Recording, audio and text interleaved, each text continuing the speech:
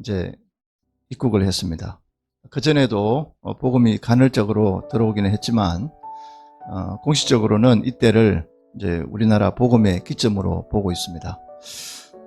당시 우리나라는 그 어둠으로 비유할 만큼 모든 면에서 어려웠습니다. 정치, 경제, 문화적으로 어려운 시대였습니다. 그리고 얼마 못 가서 일제강점기라고 하는 식민 통치를 받게 됩니다. 그러나 하나님께서 이 암울한 시대에 복음의 빛을 우리 민족에게 비춰주셨습니다. 그래서 많은 분들이 순교하고 기도하고 그래서 그 복음의 빛으로 인해서 우리나라가 모든 시련을 극복하고 지금처럼 눈부신 발전을 이룰 수 있게 되었던 것입니다. 예수님을 그래서 우리가 예수님을 영접하지 않고 이 나라가 예수님을 받아들이지 않았다면 어땠을까 하고 생각을 해보았습니다. 지금 예수 믿는 나라와 믿지 않는 나라가 확연히 달라지잖아요. 우리나라가 예수를 믿어서 이렇게 잘 살게 되고 또 그 지혜로 많은 분들이 기도하는 그런 민족이 되었습니다. 전 세계적으로 또 선교사를 보내는 그런 민족이 됐지 않습니까? 자, 그래서 예수님 믿는 그 자체가 여러분과 저에게는 엄청난 축복이다. 저에게 만약에 평생 제일 잘한 일을 꼽으라고 하면 어릴 때부터 예수 믿었던 것입니다. 그 예수님이 저를 붙드셨고 저도 예수님을 붙들고 평생 지금까지 살아왔는데 앞으로도 마찬가지로 그렇게 살 것입니다. 여러분과 저도 누군가가 가이드가 있으면요, 여행을 가본 분은 아실 거예요. 자, 여행을 갔는데 멋진 그 가이드가, 다 아는 가이드가 있어요. 안내원이 있어요. 그러면 그분 따라가면 가면 되잖아요. 그렇죠? 우리 인생의 가이드, 우리 인생의 돕는 자, 우리 인생을 안내하는 분은 그분을 예수님으로 모셨더니 그분은 우리를 망하는 길로 인도하는 것이 아니라 영생의 길로, 구원의 길로, 생명의 길로, 진리의 길로만 우리를 인도하신다는 것입니다. 그래서 그분의 손을 붙들고 평생 살아갈 수 있기를 주님 이름으로 축원합니다. 엊그제 우리 청년들하고 나눴지만 어린아이가 손에 뭔가를 쥐고 있는데 그거를 뺏으려면 안 놓습니다. 이걸 안 놔요. 절대 안 줍니다. 왜? 어린아이들도 태어나면서부터 욕심이 있기 때문에 안 놔요. 그러나 그것을 스스로 놓게 하는 방법은 뭐예요? 그보다 훨씬 좋은 것을 보여줄 때 놓게 되는 거죠. 그렇잖아요? 그래서 여러분과 제가 인생의 내 삶의 가치를 어디다 두느냐에 따라서 지금 붙들고 있는 것을 스스로 놓을 수 있다는 거죠. 내가 붙들고 있는 것보다 훨씬 가치가 있는 것이 다른 곳이 있구나. 나는 잘 몰랐는데 말씀에서 또 다른 사람으로부터 들어서 내 영혼을, 내 마음을, 내 인생을 변화시켜 줄 수 있고 또 다른 바른 길로, 생명의 길로 이끌 수 있는 뭔가가 있구나. 그저 그렇게 살면 되는 줄 알았는데 아니네? 뭔가 있네? 우리는 캄캄한 밤이 오면은 지구 반대편에는 또 낮이 와요. 그렇죠? 캄캄한 밤이 왔는데 이제 여기는 온 지구가 다 어두워졌을 것이다. 아니요. 태양이 안 보이지만 저 반대편에 있어요. 그렇잖아요? 우리가 모르는 부분, 우리 눈으로, 우리 이 감각으로 모르는 부분들이 너무 많아요. 그런 부분들을 영적인 것이다 얘기합니다. 자, 그래서 영적인 부분을 우리가 알아야 되는데 말씀을 한번 들어가 보도록 하겠습니다.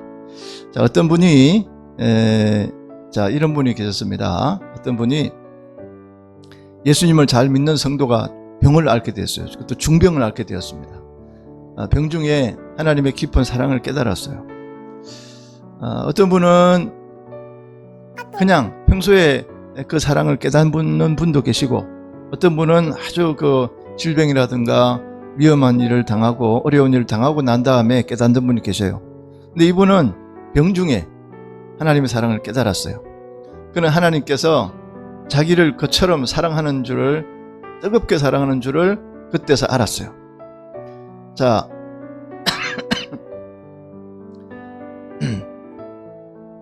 그런데 이분이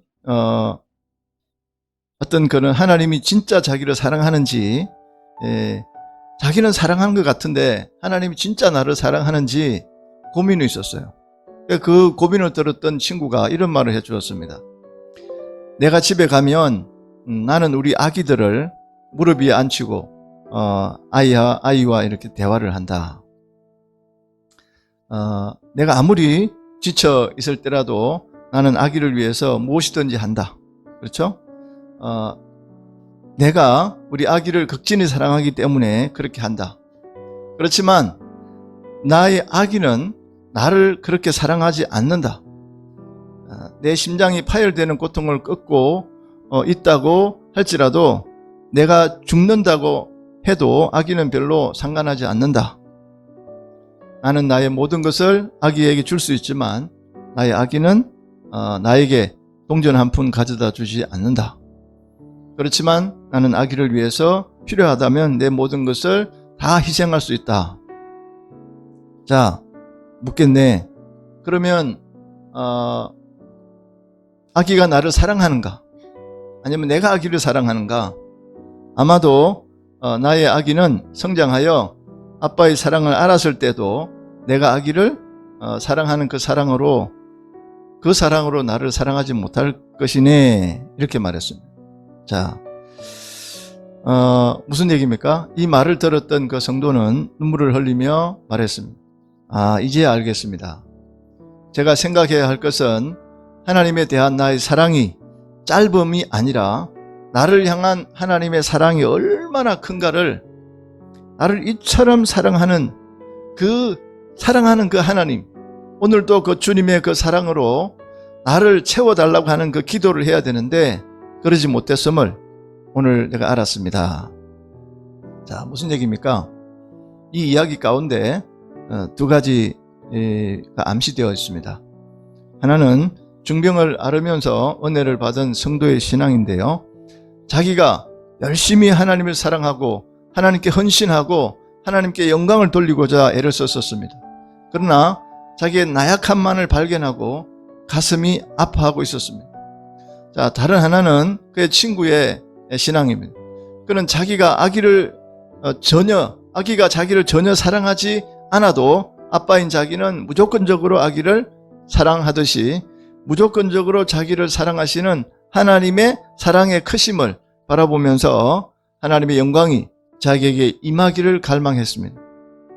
그래서 그는 언제나 감사와 기쁨이 넘치는 그런 신앙생활을 했다는 것입니다. 자, 여러분은 어떤 신앙의 길을 가고 있습니까? 어려운 일을 당하면서도 은혜를 체험한 사람처럼 자기의 나약함을 바라보면서 그렇게 아파하고 있습니까?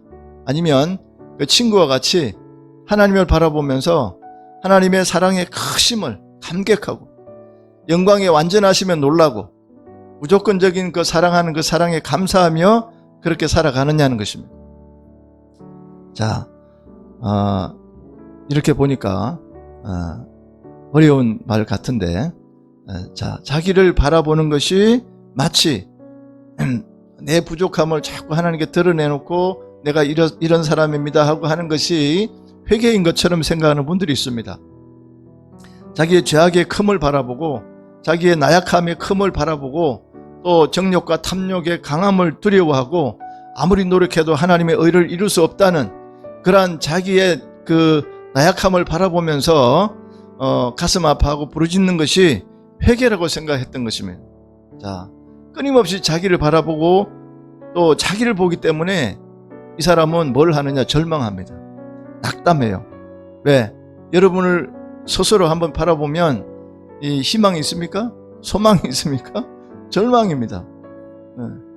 여러분 2021년 시작할 때 어떤 큰 원대한 비전을 세웠습니다. 근데 거의 연말 되면은 동일하게 죄송합니다 하나님 제가 10가지를 계획을 세웠는데 한 가지도 이렇게 딱 계획대로 된 것이 없습니다. 아니, 계획을 세워놓고 12달 내내 하는 것이 아니라 한 달이라도 지켜보면 참 좋겠는데 한 달도 못 지키잖아요.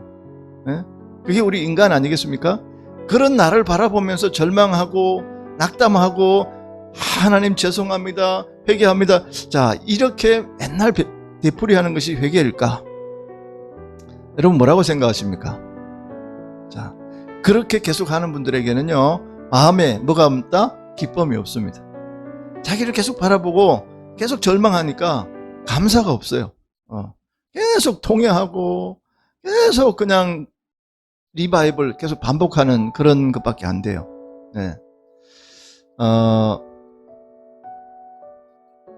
동양 사람으로 노벨 평화상을 받았던 노벨 문학상을 받았던 사람이 있습니다. 일본의 작가 가와바다 야스나리입니다. 뛰어난 명성을 얻었습니다.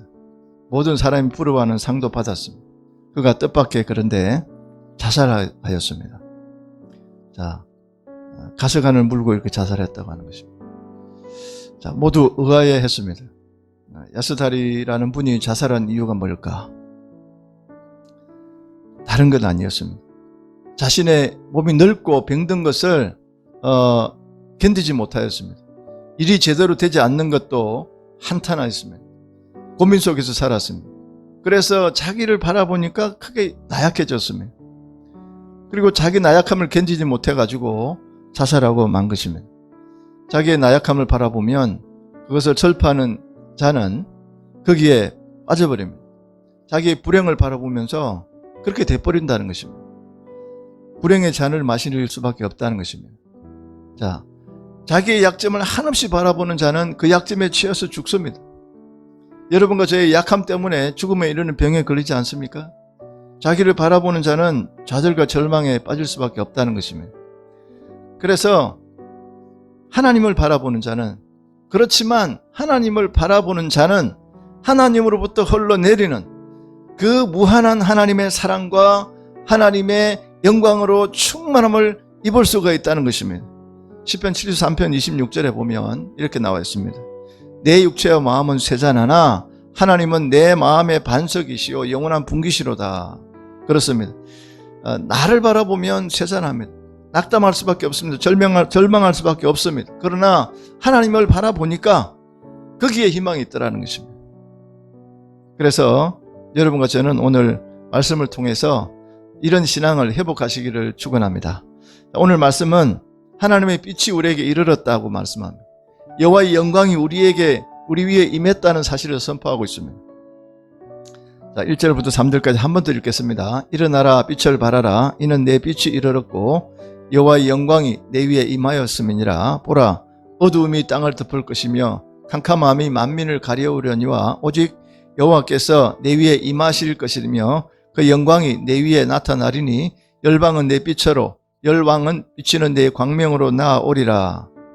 자, 이 말씀은 예수 그리스도의 오심을 예언한 메시아 예언의 말씀입니다.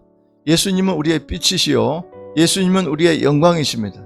예수님께서 우리에게 오셔서 우리 위에 비춰주시고 그 다음에 하나님의 영광이신 예수님께서 우리와 항상 함께 하실 것이라는 그런 예언의 말씀을 우리에게 해주셨습니다. 이 말씀은 예수님이 오심으로 인해서 예언된 말씀 그대로 성취되었던 것입니다. 그래서 요한복음 1장 4절 말씀은 예수 그리스도 안에 생명이 있었고 이 생명은 사람들의 빛이라고 선언하고 있으며 1장 5절에는 이 빛이 어둠의 세상을 비치는 빛이 되었다고 말씀하고 있습니다. 그리고 1장 9절은 예수 그리스도는 어둠의 세상에 들어와서 각 사람에게 비치는 참빛이라고 또 표현하고 있습니다. 요한복음 1장 14절에는 뭐라고 되어 있습니까? 예수님께서, 말씀이신 예수님께서 육신이 되셔서 우리 가운데 오심에 우리가 그 영광을 보니 아버지의 독생자의 영광이요 은혜와 진리가 충만하더라 라고 증거하고 있습니다. 믿음의 사람들은요 자기 안에 빛이 없음을 철저히 깨달은 사람들 아니겠습니까? 우리 스스로 선을 행할 수도 없고 또 그런 능력도 없고 또 죄를 씻을 능력도 없고 스스로 구원받을 능력도 없습니다. 그래서 믿음의 사람들은 하나님의 빛이신 예수 그리스도를 만나고 그분을 영접해야만 세상을 비치는 빛으로 거듭날 수 있다는 것입니다. 예수 그리스도가 우리에게 이르러서 우리를 비칠 때만 우리는 세상을 밝히는 하나님의 사람이 될 수 있다는 것입니다. 자, 우리에게는 어둠을 밝힐 수 있는 빛이 없습니다. 그렇죠? 누구든지 예수님을 만나면 예수님 안에서 우리의 깜깜한 어둠을 밝히는 빛을 얻을 것입니다. 이번 성탄절에는 예수 그리스도를 만남으로 하나님의 빛을 모두 다 충만히 받기를 축원합니다.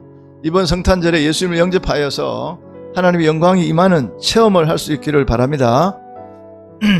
자, 1절에 한번 다시 보면은 일어나라 빛을 발하라 이는 내 빛이 이르렀고 여호와의 영광이 내 위에 임하였음이니라 라고 말씀하셨습니다. 예수님은 하나님의 영광입니다. 예수 그리스도의 탄생은 영광이 우리 안에 임한다 하는 그런 뜻이었습니다. 그래서 우리는 하나님의 영광을 드러내는 하나님의 사람들이 될 것이다 하는 것입니다. 자,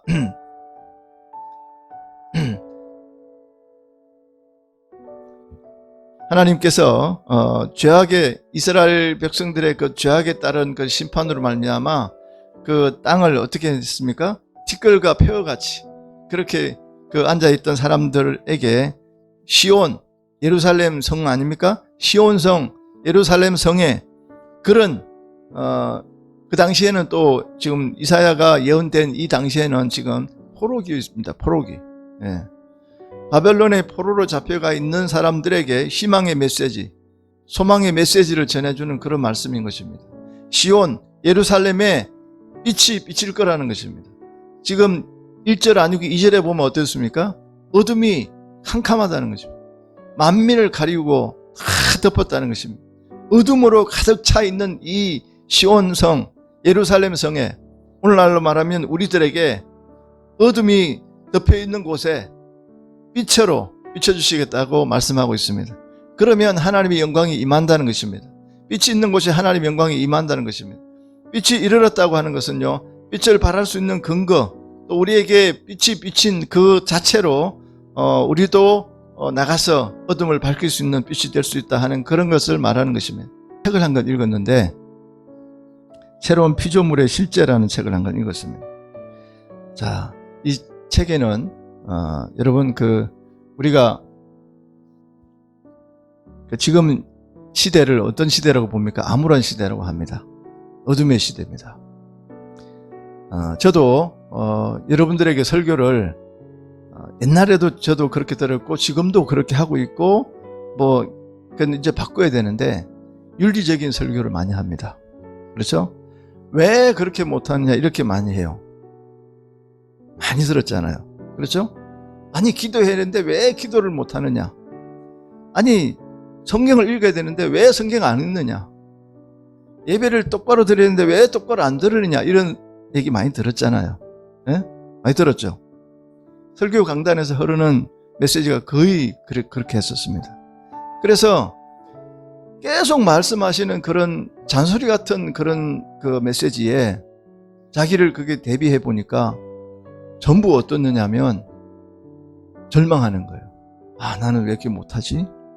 나는 왜 이렇게 못할까? 왜 기도를 못할까? 말씀을 못 볼까?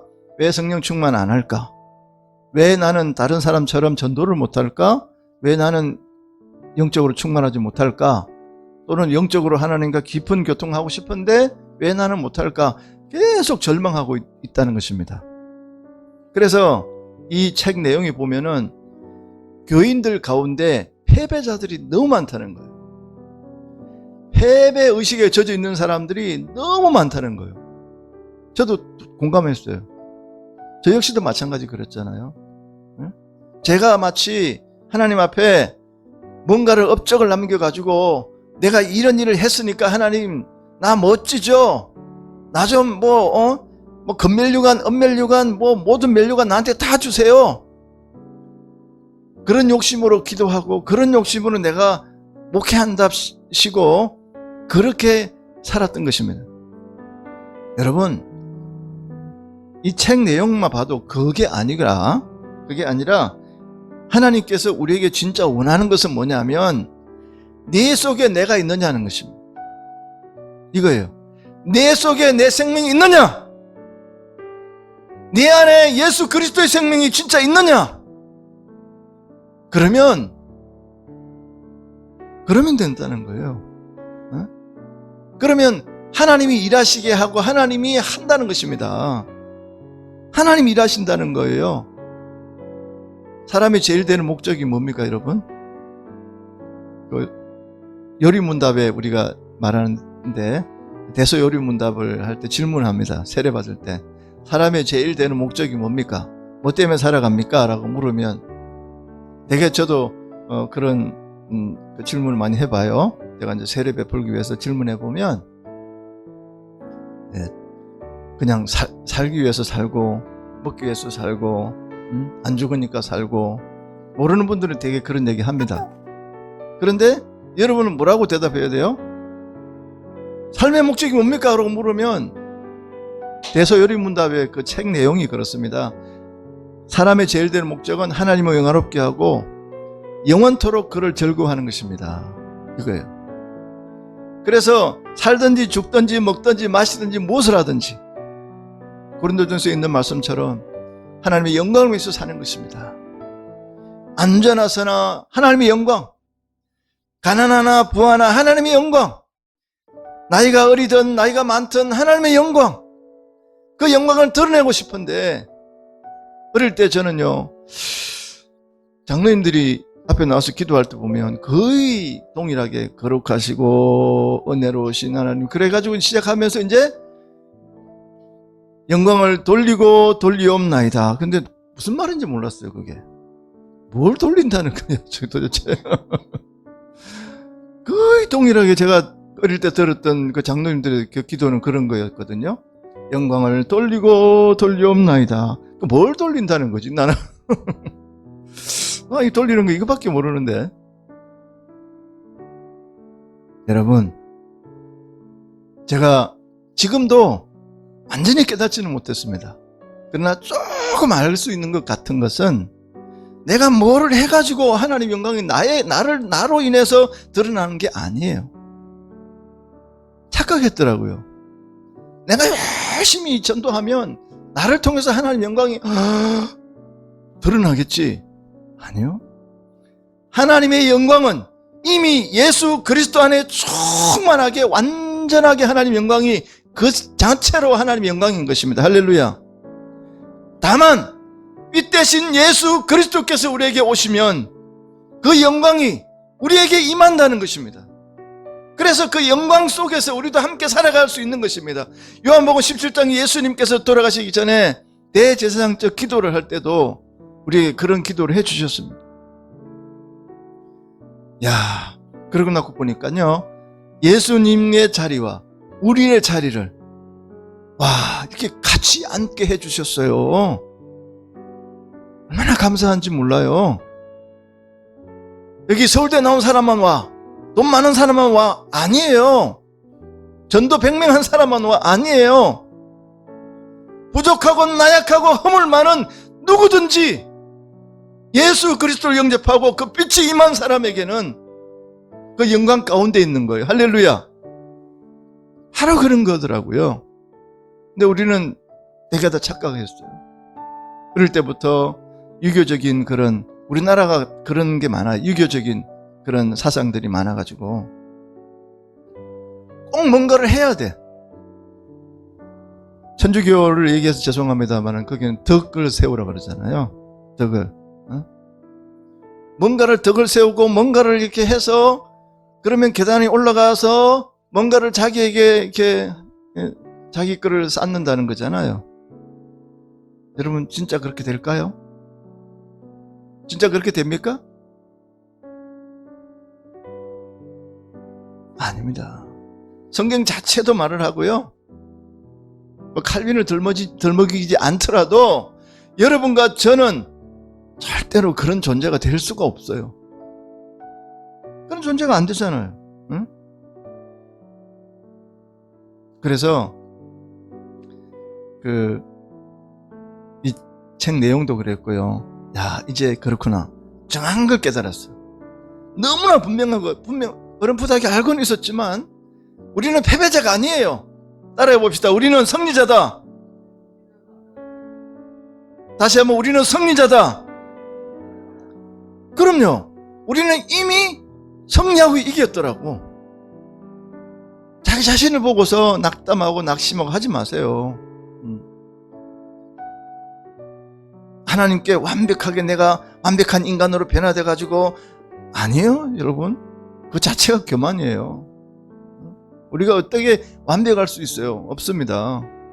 그저 있는 모습 그대로 어린아이처럼, 하나님 내 주님 사랑해요. 나 하나님 없으면 살 수 없어요. 하나님 나 아시죠? 나 이거 은혜 맨날 매일매일 은혜 베풀어 주세요. 나 돈 없어도 괜찮으니까 하나님이 은혜를 나한테 주세요. 하늘 문을 활짝 열어서 하나님 날마다 저녁마다 아침마다 저녁마다 날마다 낮이고 밤이고 하나님 나하고 교통해 주세요. 혹시나 그 막힌 담이 있다면 그거 헐어서 하나님과 나와 교제하기 원합니다.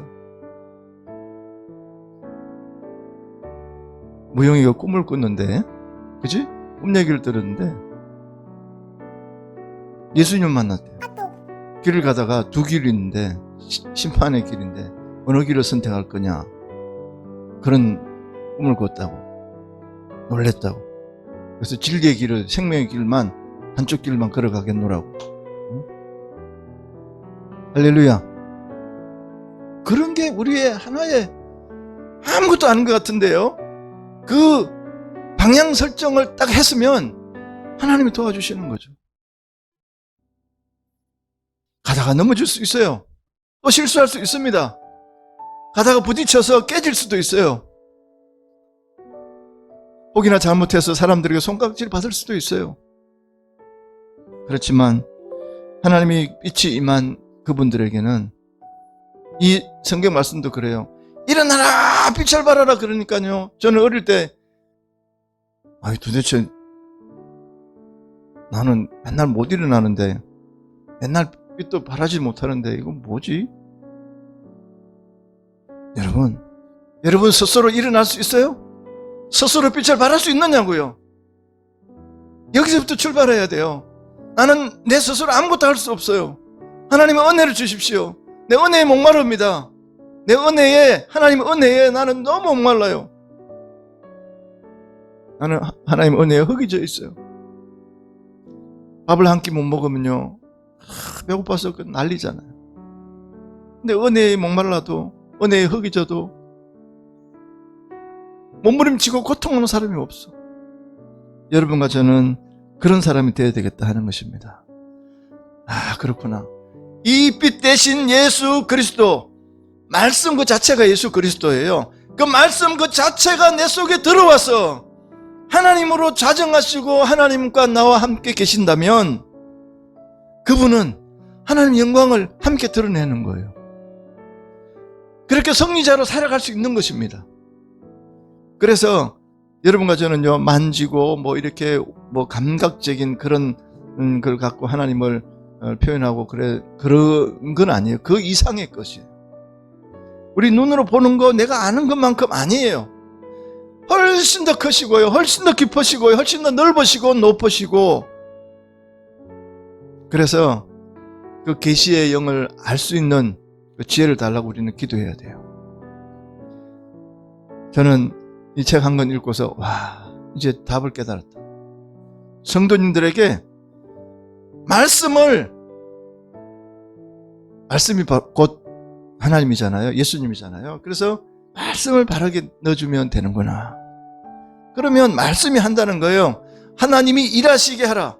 내가 하는 게 아니에요. 하나님이 내 속에서 역사하시도록, 하나님이 나를 통해서 일하시도록 그렇게 내드릴 수 있다면, 그분은 승리자로 살아갈 수 있는 것입니다.